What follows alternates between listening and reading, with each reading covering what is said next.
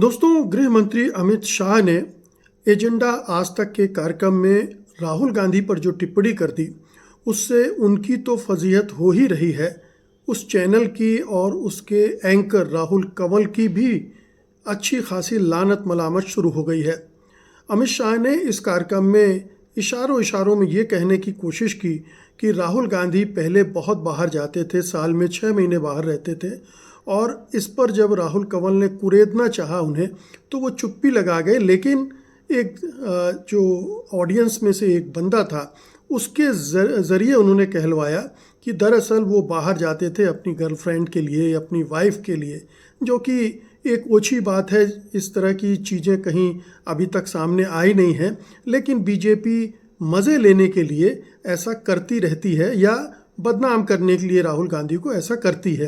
अब इससे कई चीज़ें खड़ी हुई। एक तो कांग्रेस पार्टी टूट पड़ी अमित शाह पर, और फिर उसने इंडिया टुडे चैनल का बहिष्कार करने की घोषणा कर दी, राहुल कंवल के कार्यक्रम के बहिष्कार की घोषणा कर दी, और दूसरी तरफ मोर्चा खोल गया प्रधानमंत्री मोदी का भी, क्योंकि प्रधानमंत्री मोदी के बारे में भी कई इस तरह की चीज़ें प्रकाश में आ चुकी हैं।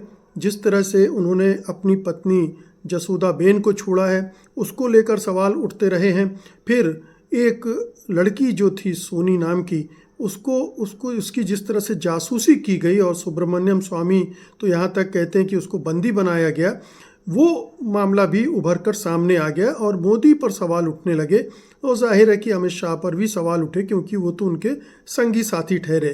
तो एक पूरा मामला इस वजह से बन गया, और जिसकी वजह से Amit Shah, India today channel और उस एंकर यानी राहुल कंवल की भी फजीहत हो रही है। अब ये शोभा नहीं देता इस पद पर बैठे व्यक्ति के लिए कि वो नेता प्रतिपक्ष के बारे में इस तरह की हल्की फुल्की टिप्पणी करे, और ये और भी शोभा नहीं देता उस चैनल के एंकर के लिए कि वो इस तरह की चीज़ों को मज़ा लेने के लिए और बढ़ावा दे। बल्कि उसे तो रोकना चाहिए था, गृह मंत्री को भी, कि हम पर्सनल बातों पे नहीं जाते हैं। लेकिन चूँकि आज तक मसाला चैनल बन गया है, मसाला और तमाशा ये उसका मुख्य मुद्दा रहता है, उसका कंटेंट रहता है, उसने इसका फ़ायदा उठाने की कोशिश की और इसके चक्कर में उसकी छीछा लेदर हो गई।